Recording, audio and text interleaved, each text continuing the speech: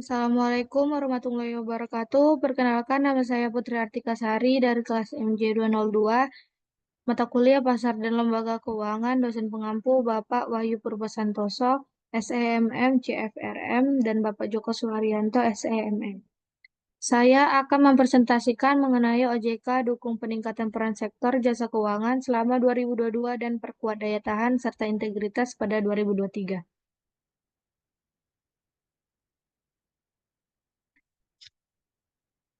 Infografis mengenai perkembangan sektor jasa keuangan 2022 yang diterbitkan oleh Otoritas Jasa Keuangan atau OJK, memberikan gambaran tentang kondisi sektor keuangan di Indonesia selama tahun tersebut.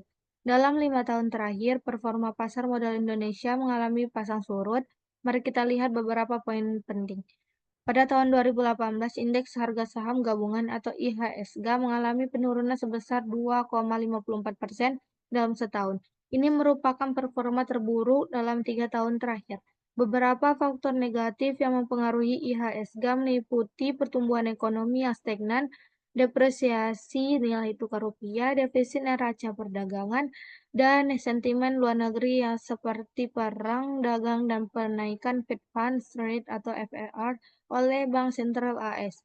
Investor asing melakukan aksi jual bersih atau net sell sebesar Rp 45,65 triliun di pasar.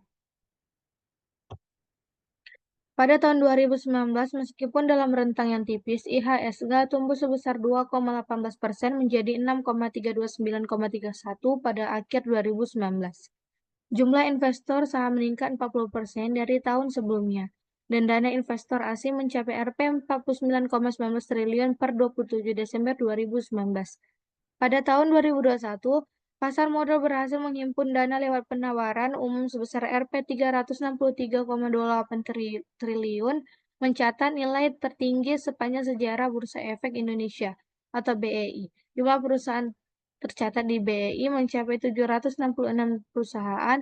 Jumlah investor pasar modal juga meningkat 93% pada tahun yang sama. Pada tahun 2025, informasi lebih lanjut tentang kondisi pasar modal Indonesia dapat ditemukan dalam infografis yang diterbitkan oleh Otoritas Jasa Keuangan atau OJK pada Maret 2025.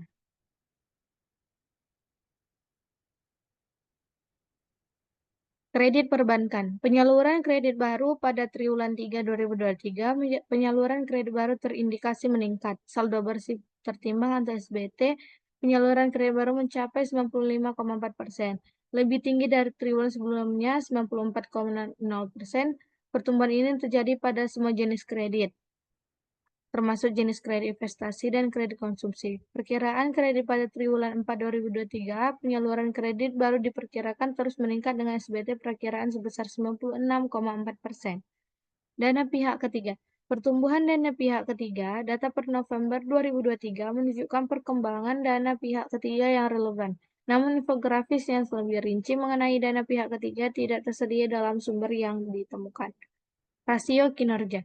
Indikator kesehatan, informasi lebih lanjut mengenai rasio kinerja, seperti rasio kecukupan modal dan rasio kredit bermasalah dapat ditemukan melalui sumber resmi OJK.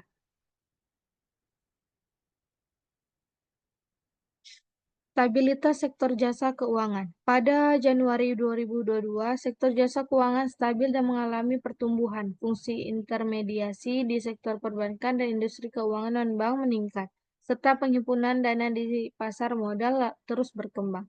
Peraturan dan kebijakan.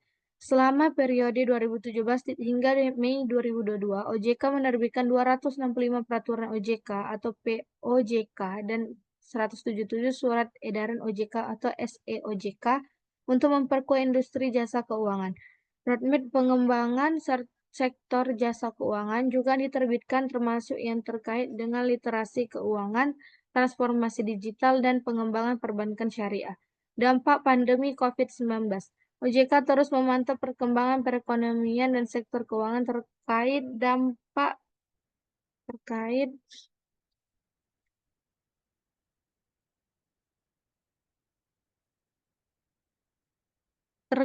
dampak berakhirnya pandemi COVID-19 di Indonesia, Undang-Undang Pengembangan dan Penguatan Sektor Keuangan UU P2SK, serta tahapan pemilihan umum juga menjadi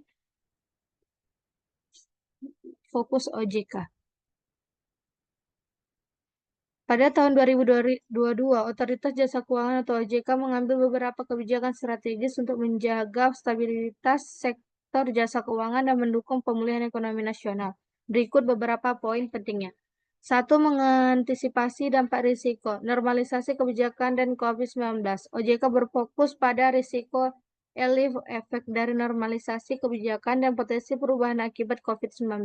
Dua, transformasi ekonomi hijau dan mitigasi risiko perubahan iklim. OJK mendorong percepatan transformasi menuju ekonomi hijau dan mengurangi risiko perubahan iklim. Tiga, transformasi ekonomi digital. OJK mendukung percepatan transformasi ke arah ekonomi digital. Selain itu, OJK juga telah menerbitkan beberapa regulasi untuk sektor keuangan, termasuk di sektor perbankan, pasar modal, dan industri keuangan non-bank.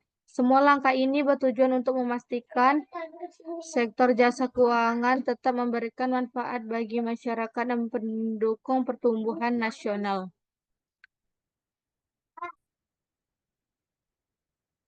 Selanjutnya, program edukasi dan perlindungan konsumen merupakan hal yang sangat penting dalam industri jasa keuangan pada tahun 2022. Otoritas Jasa Keuangan atau OJK telah menetapkan beberapa kebijakan prioritas untuk meningkatkan edukasi dan perlindungan konsumen. Berikut adalah beberapa poin terkait program tersebut. Satu, peningkatan literasi keuangan. OJK fokus pada program edukasi keuangan untuk meningkatkan pemahaman konsumen tentang produk dan layanan keuangan. Literasi keuangan membantu konsumen membuat keputusan yang lebih bijaksana terkait keuangan mereka. Dua, pengawasan perilaku pelaku usaha jasa keuangan OJK. OJK memiliki kewenangan untuk mengawasi perilaku pelaku usaha jasa keuangan dalam rangka perlindungan konsumen. Ini termasuk memastikan bahwa pelaku usaha berperilaku adil dan bertanggung jawab terhadap konsumen dan masyarakat.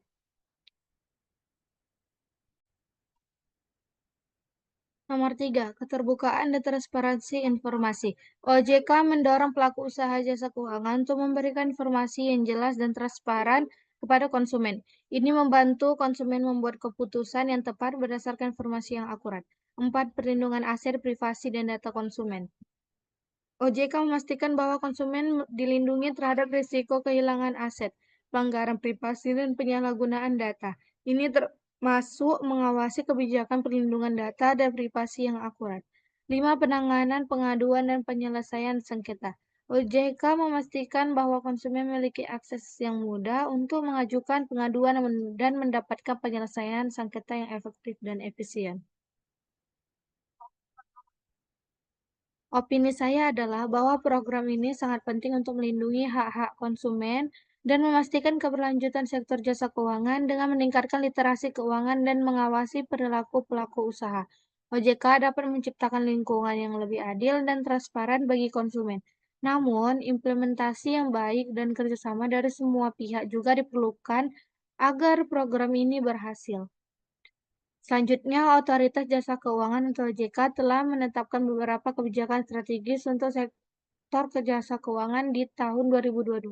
Berikut adalah beberapa arah kebijakan yang diperkenalkan oleh OJK.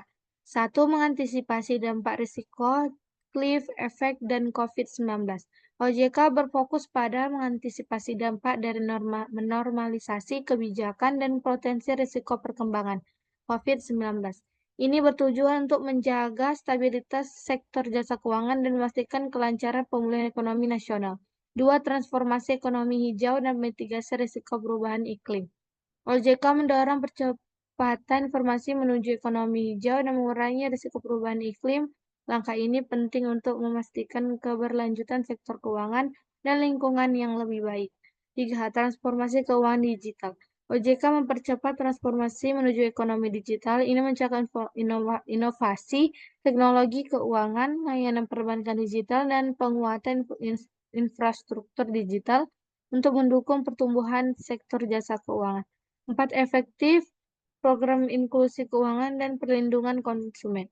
OJK berkomitmen untuk meningkatkan inklusi keuangan dan melindungi hak-hak konsumen.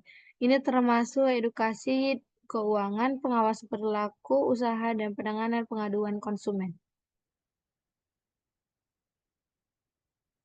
Opini saya adalah bahwa kebijakan-kebijakan ini sangat relevan dan penting untuk memastikan sektor jasa keuangan beroperasi dengan baik, melindungi konsumen dan mendukung pertumbuhan ekonomi secara berkelanjutan. Dengan menggabungkan inovasi digital dan tanggung jawab sosial, OJK dapat menciptakan lingkungan yang lebih baik bagi masyarakat dan pelaku usaha keuangan. Sekian dari presentasi saya pada kali ini. Terima kasih dan assalamualaikum warahmatullahi wabarakatuh.